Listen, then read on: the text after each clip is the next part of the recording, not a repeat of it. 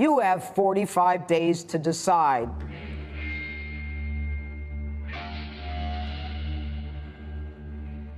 The only thing that can stop the freight train that America has always been is ourselves. And that, my friends, is the danger of our current state and the 2020 election.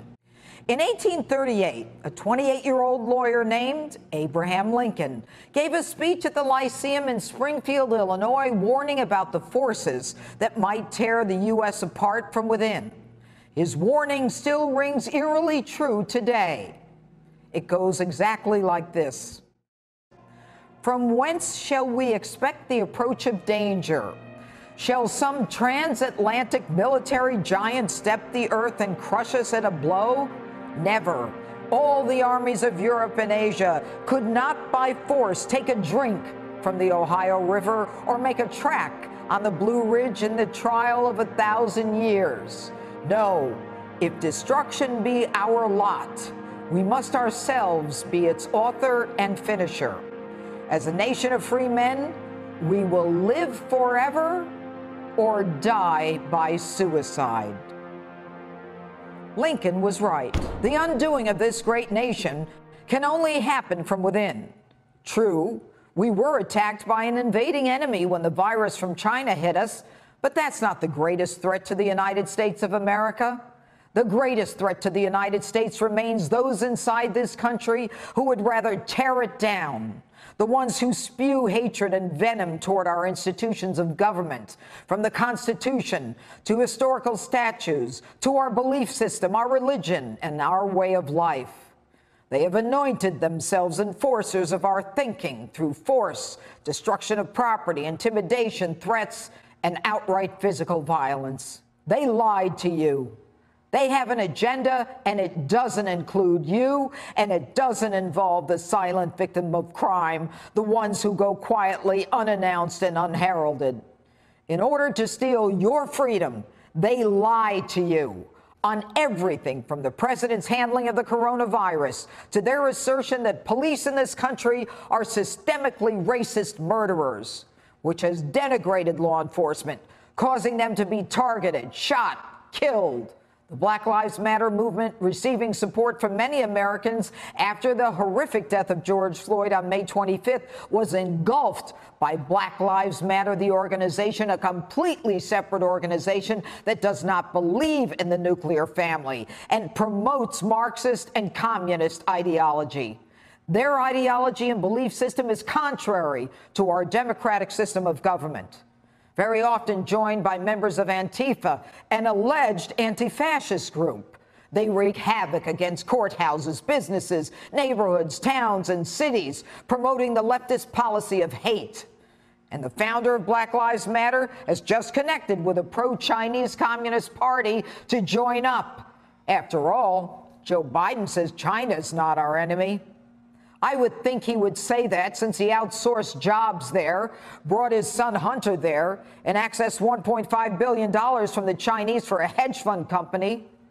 The left lies to you when they say we will be a better country if we defund the police. One of the first cities to do this was Milwaukee, who just this week had a meeting because they couldn't understand why crime has gone up. They actually called on the police chief to explain why there was so much crime. Are these people stupid?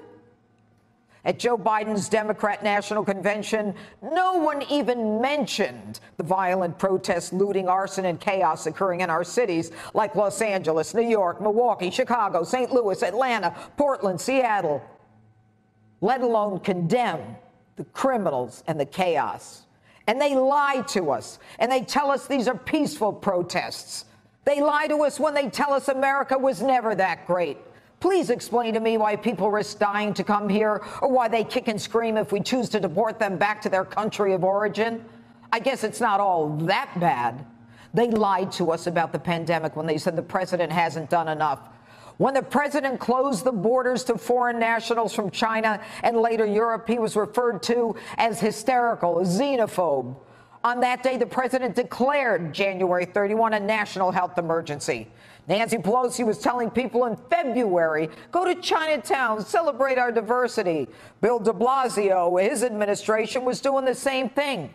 In the meantime, the president had the coronavirus task force put in place, and he put them before the American people on a daily basis so Americans knew exactly what was going on and allowed those experts to be cross-examined by the press. Meanwhile, Joe Biden was having a rally in March, to the extent that Joe Biden even has a rally. So in April, Joe writes an op-ed piece on how he would be better to handle the virus than the President Trump. And both the Wall Street Journal and the New York Times said the president was already doing what this guy just came up with and that candidate Biden had written about. It's no surprise. Joe's not on top of a lot of things. This week, the president, in an effort to upend the hatred young people have in this country, has started the 1776 Project to counter the New York Times 1619 Project, which is used in our schools in America throughout this country to educate our children about how racist the country, the United States, is, and to encourage rioters to destroy property in the name of social justice.